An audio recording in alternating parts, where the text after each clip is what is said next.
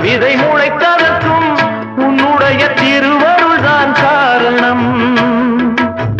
பஞ்சம் பசி விலகிடவே புஞ்சை நஞ்சை விளைந்திடவே நெல்லு மணிக்களத்தில் வந்து சேரணும்.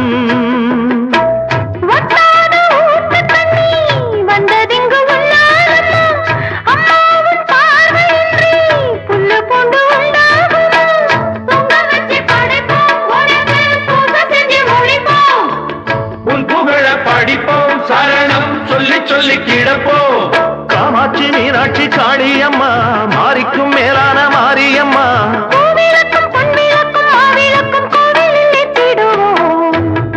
நல்ல வாக்கு தந்தவளே நன்மை செய்ய வந்தவளே எல்லையில் அன்பு கொண்ட ஆதா.